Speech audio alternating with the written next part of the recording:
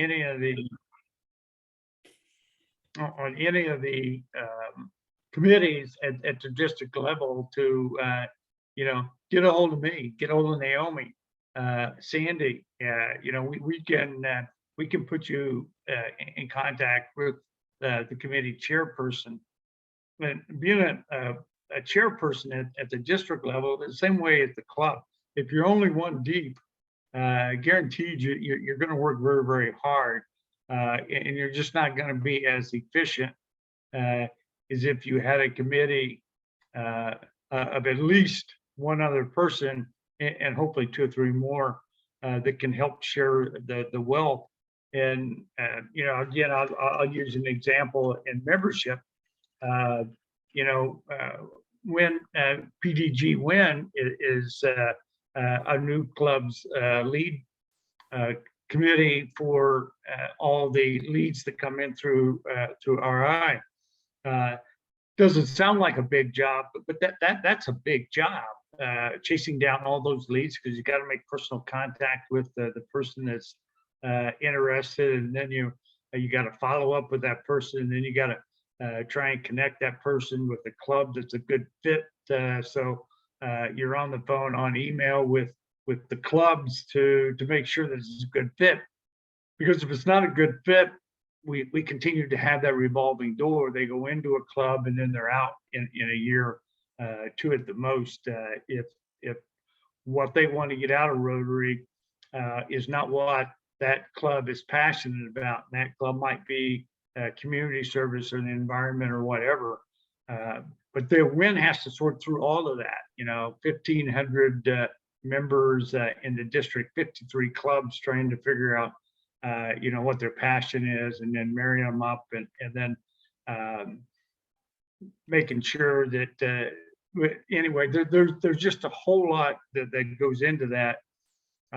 So if it's committee and it's broken down by island or AG district, it's a much more effective way to make things work. So I think Naomi is ready to do a slide presentation, so I'll be quiet and let her run the slide presentation.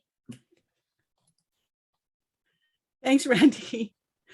Okay, so this slideshow is like 100 slides, and it's because I'm covering all of the positions in the district and for Rotary, and I want to be able to use for you to refer to this later on. So I'm going to fly through some of these slides. So if it gets kind of dizzy, I'm so sorry, but I will cover the positions from Rotary International zone, district, and for the clubs. So of course, in the beginning, we had those 4 guys, and things can start with just 4 guys or just 1 guy, but it is the Rotary rotating the meetings that we have. And when you build the district, it's got all of these different components of the district or Rotary International. So just as a reminder, our vision statement, together we see a world where people unite and take action to create a lasting change across the communities and in ourselves. So the mission is to provide service, of course, with integrity. Then we have our core values, that we abide by. So fellowship, integrity, diversity, service, and leadership. So what is the structure of Rotary? So you have the clubs, the Rotary International, and then the foundation. And so just know that the club is an unincorporated organization, and it falls under Rotary's 501c4 umbrella. So we don't need to apply for that 501c4. We're under that umbrella as long as we tell Rotary and Rotary reports it to IRS. Okay, and the Rotary International is a 501c4 as well. And then the foundation, as you know, is a 501c3, where the donations are tax deductible. So let's start with the clubs, because the clubs are the most important part of the district with the president. So the structure would be the president, president-elect, secretary, treasurer, and the directors. And of course, we have a lot of committees. We have a different structure for different clubs. It depends on what's going to work for you. But the recommended structure for clubs would be for committees. You have the club administration, membership, public image, foundation, and service projects. And of course, the club trainer, right, Benson? We need the club trainer. So with this structure, if you see this chart from Rotary International, you can see that under club administration, you have the programs, you have all of the operational things that go with the operations of the club. Then you have membership. Membership could be different categories, different subgroups like engagement or retention, diversity. Then you have the public image. Public image would be maybe social media, website, newsletters. So each one of these groupings has subgroups under it. So you can see how if you add up all of the subgroups, it's going to be this massive corporation that you're looking at. So the club, the elements of an effective club, you have the membership, the projects, the foundation, and then developing leaders. And that's where Benson has been working hard to develop leaders and helping the clubs with developing a succession plan for their club with the board training. So governance, okay, so with the Rotary International, so let's go to the international side. You've got Rotary International, okay, then you've got the foundation, and then you've got the general secretary. So these are the three components. And then when you look at the whole big structure, that org chart is huge, but then you got to see the district's org chart that Randy built as well. Okay, so for Rotary International, they have a staff of about 800, and they might not all be in Chicago. They might be at different places. Well, Evanston rather. You've got the president is Shaker Mehta, he's a one-year term. Then you've got John Germ, who's the trustee, one-year term. General Secretary and CEO is John Huco. And if you remember, when we had Ed Futa as the General Secretary, he was there, I think, 12 years. So it's not a one-year term. Then you've got the staff, you've got directors, and you've got trustees, and then regional leaders. So the org chart for Rotary looks like this. Okay, you've got the RI board, you've got the TRF board, it kind of meshes together, right? But the general secretary is the one who kind of pulls it all together. These are all the different committees that they have in the bigger picture. And then you have the subcommittees here. But guess what? When you look at all of the subcommittees, there's so much, because Rotary, when you think about their peace, for instance, they've got the peace centers, they've got the scholarships, they've got so many different components of just that one area. So this is the convention, it should be 2027 convention, yeah, but any convention, there's a separate committee for that as well. Okay, so there's a big org chart for that, and I'll get to the district org chart because you may be interested in seeing that. But for Rotary International, you know, they have, because they service many countries, they've got different languages spoken, they've got offices in different locations. Here are the stats for Rotary International. We got 46,000 Rotary clubs, and they're including the Rotaract clubs too. So it's 1,400 members. I think you always remember 1,200,000 members in the past, but now it's 1,000,004. We've got 10,000 Rotaract clubs, 203,000 Rotaractors, 15,000 Interact clubs. Then you've got 537 districts, 34 zones in 270 countries. So it's massive, right? The president's coming up. We have Shaker Mehta this year from India. Next year, Jennifer Jones, woohoo, first woman president in Canada. And then you've got the nominee, Gordon McAnally. Then you've got the vice president, which is Valerie Wafer, and then John Huco, of course. And then Vicki Pulitz is our director for 2021 to 23. So the president, if you ever wanted to be president of Rotary International, okay, it's pretty simple. You got to first serve as a president, club president, district governor, and then on the board of directors. So, you know, if you want to work your way up there, you got to serve as a district officer, district governor, and then a club president before that. Okay, so the foundation, you've got trustees who are on a 4-year term.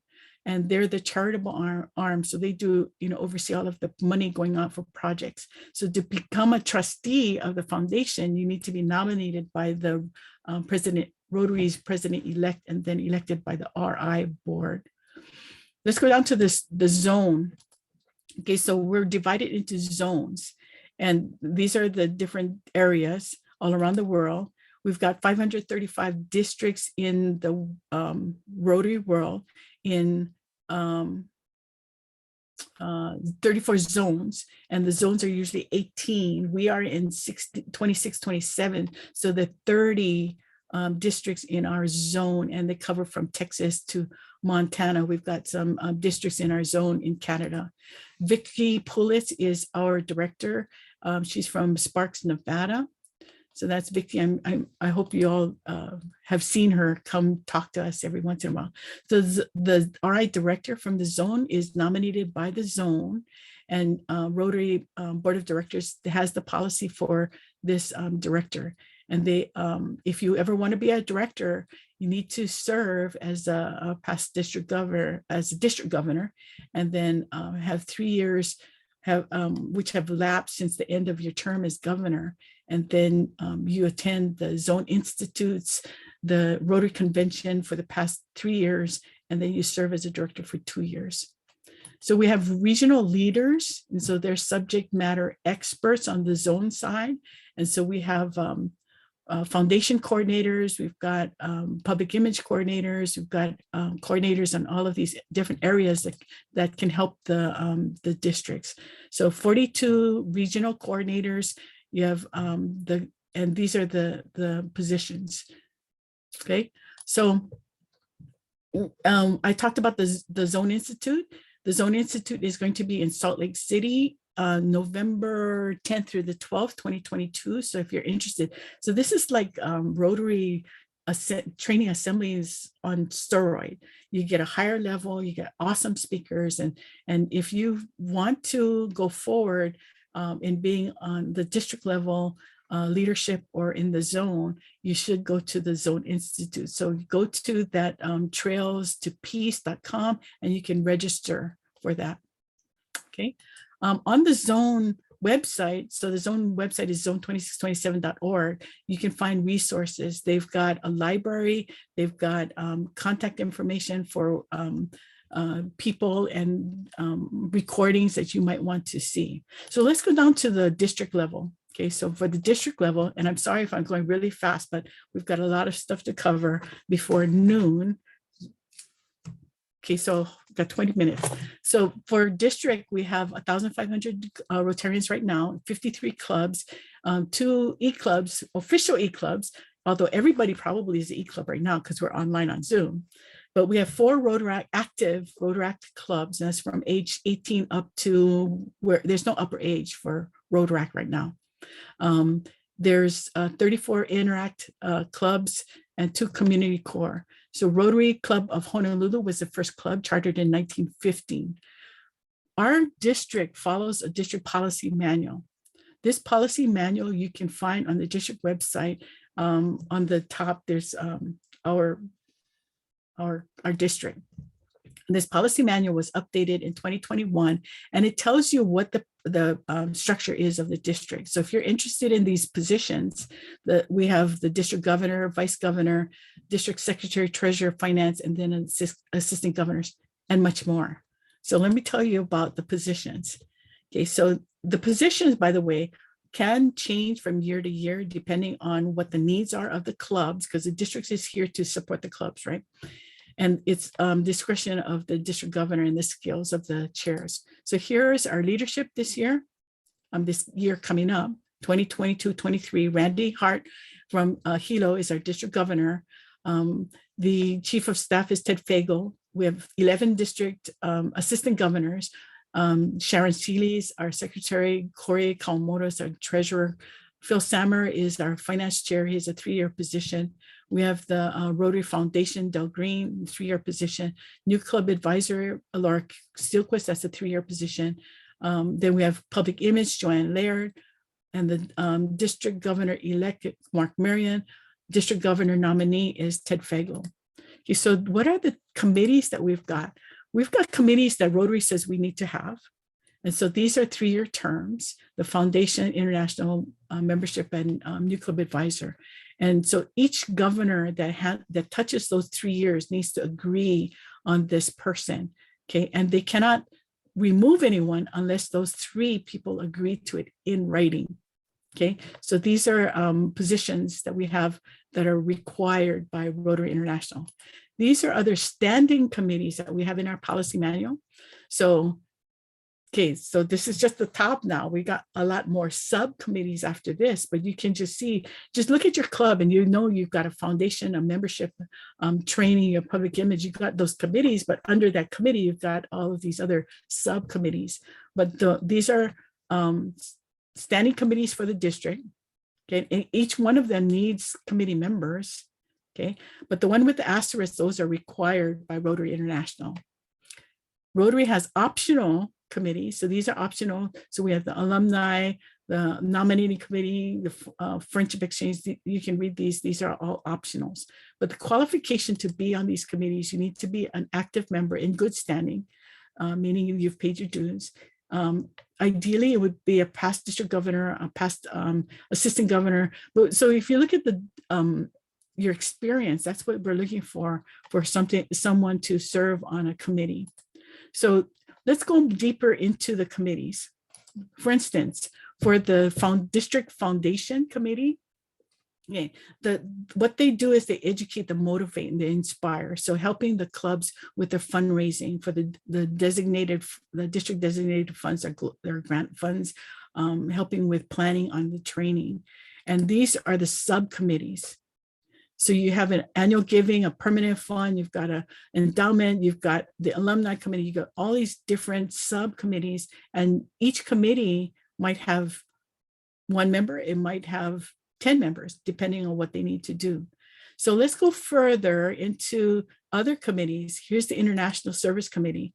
So here you're developing international service projects, global grants, you're recruiting Rotarians or alumni, and collaborate with action groups, collaborate with the Rotary International cadre of technical advisors. So that's what the international group will do. Membership committee, and I'm going to fly through these slides so that I can get to Randy's org chart. Membership committee is new club development, looking for places that we need to be, developing new clubs. Looking at attraction, engagement, retention. The qualification would be someone who is they know how to do the new clubs or inviting members, engaging members. Then you have the duties of the committee, and that's working with the district governor and the district leaders and forming a plan. The new club development committee is looking for where we need to be for new clubs, helping new clubs get stable and continue. Okay. And by the way, a new club does not need to be sponsored by another Rotary club. A new club can start on their own. Then you've got the engagement chair who's looking at the retention and coordinating with the clubs on retaining and engaging members. Then we've got the training committee.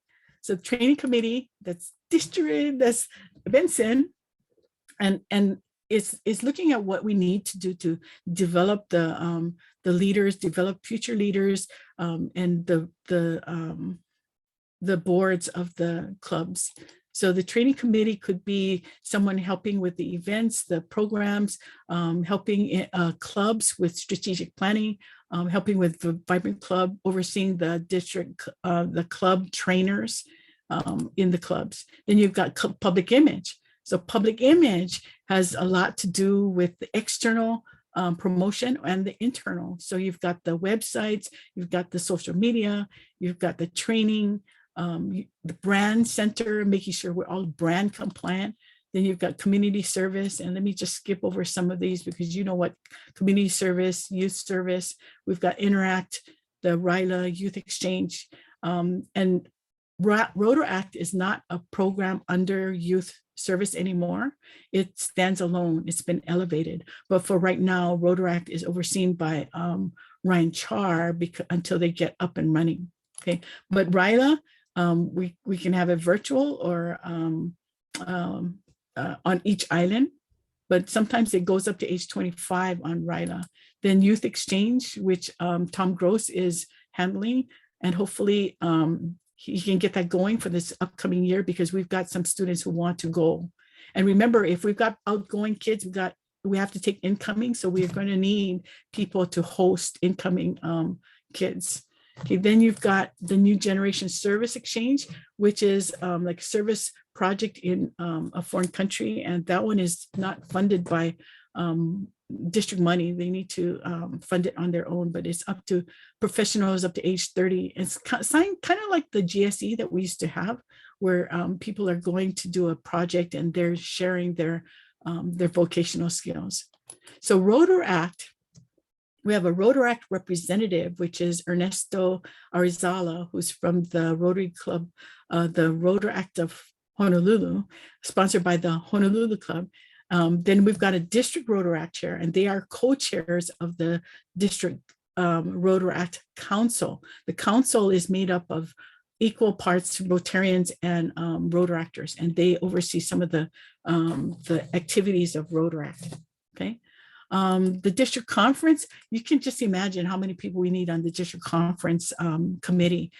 We've got people who need to do the decoration or the scripting or the entertainment, the signage. So we need a lot of people on the district conference committee. So, look at what areas you might be interested in and let Randy know. And even Mark and Ted know, if you're interested in serving on any one of these committees. So every year we've got the committee for the district conference, and that's a lot of work and a lot of preparation to put on a good district conference. The nominating committee is the one that we nominate the district governor, and that is comprised of 5 past district governors and representative from the 4 counties. So the county representatives are past presidents, and these are clubs that have participated in the awards program. And it's kind of a random draw that the AGs do. Okay. We have a Pdg Council, and that is made up of all of the PDGs that reside in the district, and they are an advisory group. Then, Finance Committee. Okay, Finance Committee is overseeing the budget, and all of the money that we take in for dues is a very big budget.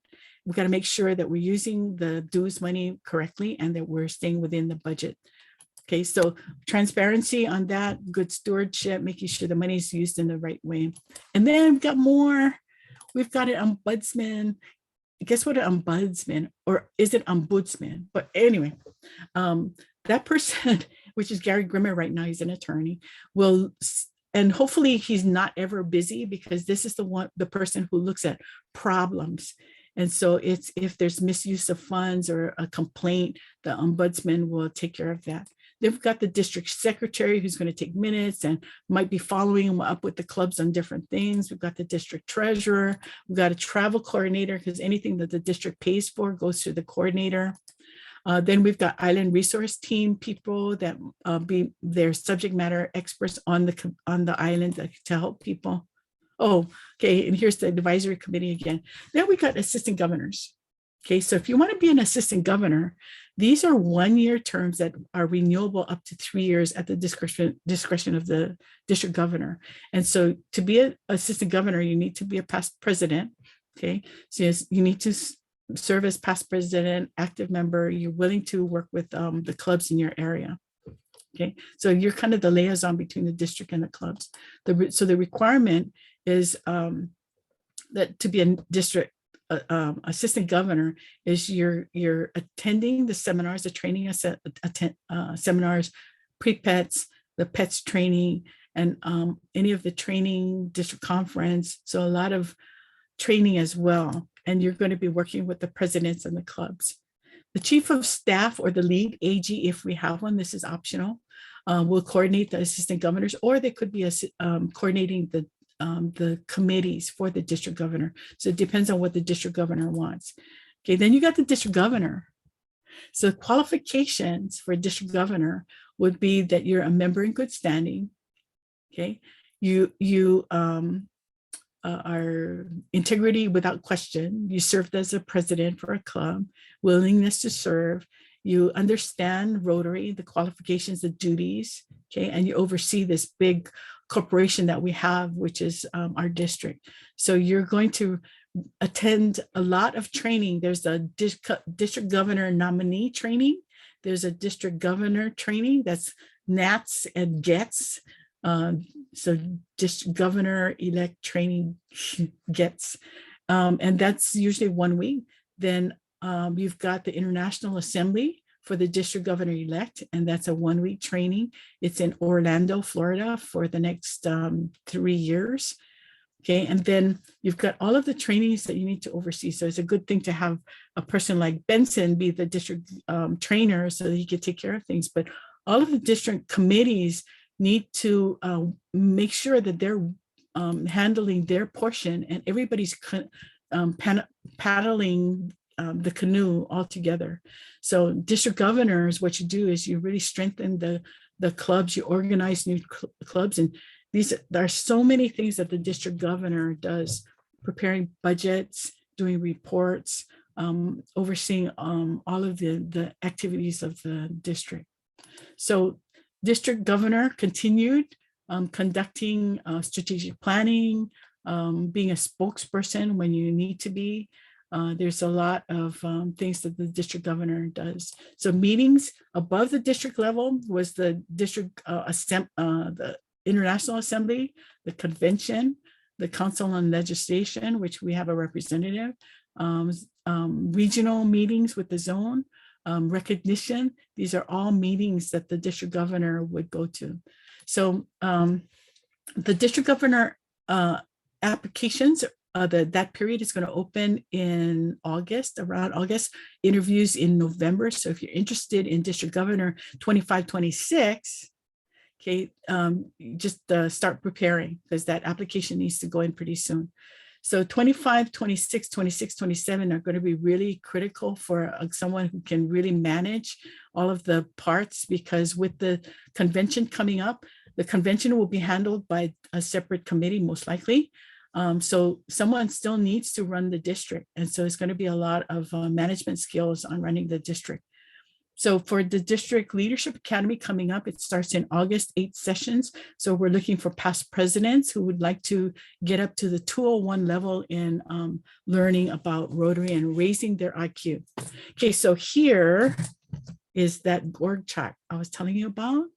This is Randy's org chart. So you can see every block is a committee or a subcommittee.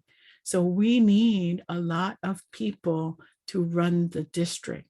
So chief of staff will be taking care of some of the committees, the foundation, and then Randy has other areas that would report directly to him. But you see, if everybody's reporting to district governor, that's a whole lot.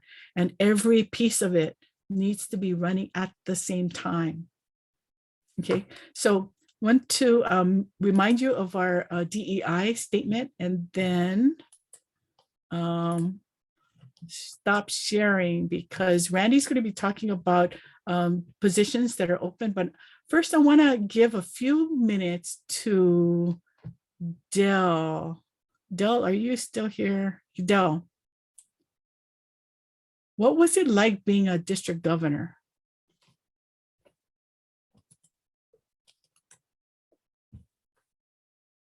Dell?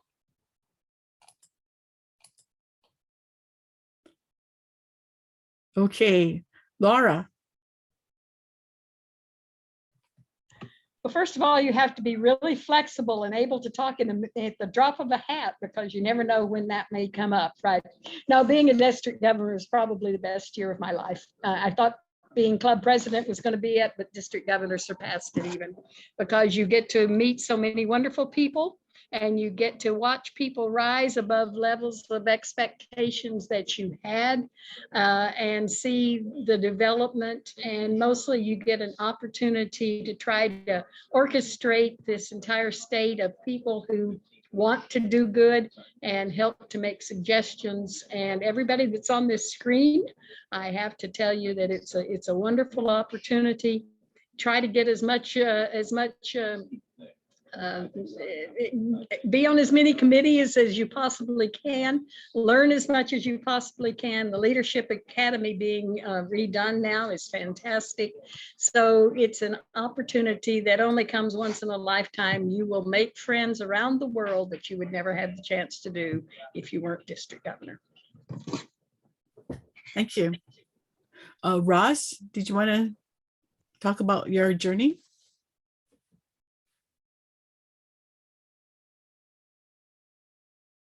Ross?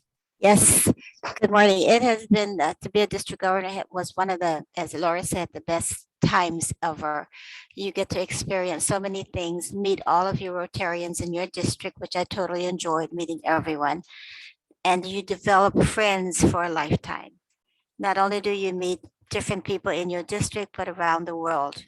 And around the world, you interact and have resources that can help you when we do things that we do in Rotary, like helping others. So it's a great experience, and I challenge and invite everyone to be a part of that.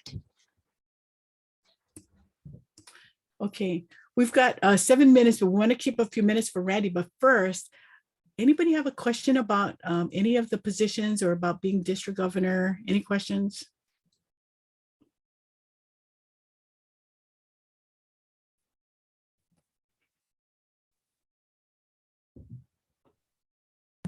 I just have a statement. I'd love to have a copy of those 100 slides. That was so informative.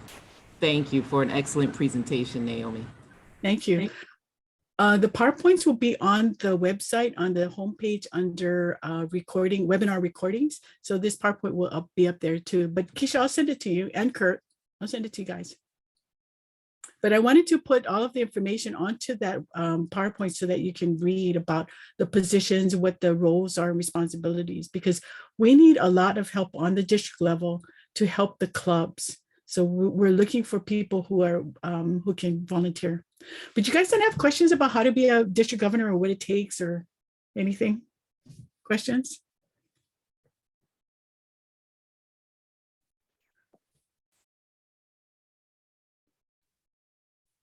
Alan, did you have a question? No? I hesitated because my question might not be welcomed.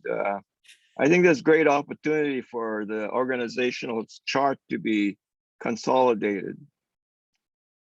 I don't know how you're going to get anything done with that many people at so many places. I work for a large corporation, and you know, one anyway, I'll leave it at that. I'm overwhelmed by the structure. Yep. I agree with you. I agree with you, Alan. I agree with you. Yep, it is overwhelming, but when you think about what Rotary does, look at your own club, what people want to do. They have different things. Some people want to do youth service, somebody wants to do international service, and it's that value proposition that we need to see what people need, and that's why we need more people on these committees so that we can service the clubs. It is overwhelming, but that's why we need people to organize it. We need good people on the committees so that the committees can work and carry their load. Everybody carrying their load. You know, like when you have an orchestra, everybody playing an instrument needs to play their share, right, in order to make that music. And so the district governor is that one that's with the baton, making sure all of these areas are working together. That's a very good analogy, but you got to remember that in an orchestra, every player has a song sheet to play from. And we have song sheets. We have the Learning Center. We have manuals. We've got lots of song sheets, and even this PowerPoint. Okay, so no questions. I'll hold back my. You sure? No questions? I do. Oh, Sandra. Hi, Sandra. Hi. Everything's okay? Yeah, much better now. Thank you.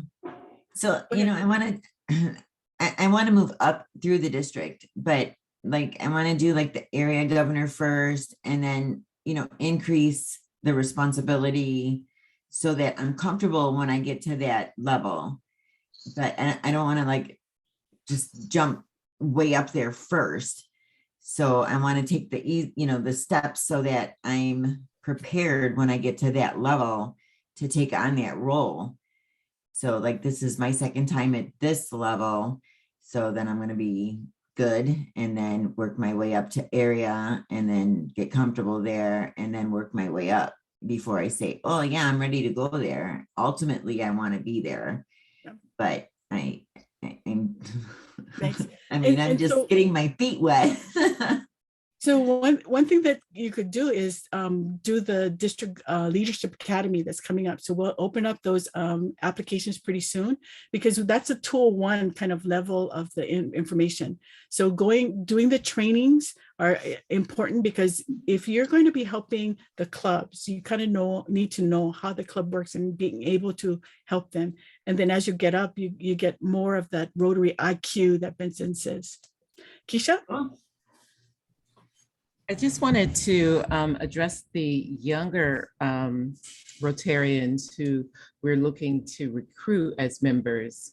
How can we make this appealing to young professionals? They are already in environments where it is very structured, very much like this. How can we make this look appealing to them, so as time goes on, they'll also want to, I guess, climb this type of corporate ladder, so to speak? Good question. Can I answer that? Sure. Yeah. So Keisha, what I think is, there are a lot of people, and a lot of us have come up through like culinary corporate structures, right? Where the structure is, it's very strict and structured. So, but in Rotary, although we have this big structure, it's flexible. So the magic word, there's two magic words to say in Rotary. The first one, of course, is yes, because if you're a person that says yes, then you're going to fly up there pretty quick. And then the other expression is, I would like to, and then fill in the blank. So if you're able to say those two things, you can basically create whatever leadership that you want. I mean, you could come up really, really quickly, because there's lots of opportunity to learn. And I think leadership, there's leadership, right? And then there's leadership of volunteers, which is a completely different skill set. And so if you have that ability to like lead a nonprofit or somebody that's a group of volunteers, it's an advanced skill. So anyway, that's my quick answer on that. So Nancy has something to say. So you want to chime in there, Nancy, and then we'll give Randy the wrap up. Okay, no, I just put it on the chat too. We've talked all of these details and all of these great things, and I thought, and one of the best parts of Rotary is friendship and fun. So in everything that we do, we got to remember to wrap that little fiber into it all, because that's what the glue, I think, that keeps our members coming and gives them the strength to want to continue, not just in Rotary, but continue with the Rotary projects and the service projects and to help our community. So as we learn all of these details, remember the fun and the friendship. That's all. Thank you. Okay, Naomi, I'll give it back to you, and then Randy, I guess you can wrap it up. We're at 12 o'clock already. Yeah, go ahead, Randy. I'm glad to see a lot of questions and comments. Alan's comment was kind of spot on. When you look at the organization, it is a bit overwhelming, and that's why it's so important that those committee chairs be proficient and engaged. And if the district governor is trying to do too much, then you're not going to do anything, in my opinion, very well. I know for me, that's the case, and that's why I push very, very hard to get subject matter experts into those committee chairs in order to take the load off of the district governor. And we're always recruiting. The District Leadership Academy is just a great way to get your feet wet. And coming up the AG role like I did is one way to go up. But as Laura posted in the chat, just getting on a district committee as a sub chair is also a great way to learn how things are done at the district and where you might want to fit in with your strengths and desires. Because a lot of times, you know, a person that's an accountant or a banker doesn't want to be the treasurer. They want to do something completely different, international community service or whatever. So just because you don't think you have a background in a particular area, you know, don't restrict yourself. You're just having a passion to do what you're doing is the important thing. You know, continuity, and we've been working very, very hard on that the last few years. It is not being one and done as we go forward. And you can't do the one, you can't have continuity unless you have buy-in at least 2 or 3 throughout the whole DG line. And that's why being inclusive with the DG line and not being one and done is so important for the district. That's why training is doing so well, because it just wasn't a one and done year. You know, it's continuing on. And another good example of that is, I know for Mark, next year, he's going to need 8 AGs. I think there's only 3 from my year that will be continuing on. So if you got an interest to be an AG, Mark definitely wants to talk to you. And all the other positions that are up there that you've seen on my org chart, you know, feel free to contact me at any time, you know, to kick it around and discuss it more on where you might fit. So I know we're at 12:04, so I'll sign off with that and say thank you, everybody, for showing up, you know, giving up another Saturday morning to the district and to Rotary. So thanks a lot. Enjoy the rest of your day. Hey, everybody, good one. Hey, Hope aloha, you guys, everyone. yeah, enjoy Saturday. So And have fun. yeah, have fun. Remember that. That's our key, to have fun. I'm with you, Nancy. Thank you, Vincent. Thank you, Naomi. Aloha, everyone. Aloha. Aloha. Bye, everybody. Bye. See you later. Bye-bye. Bye, Randy.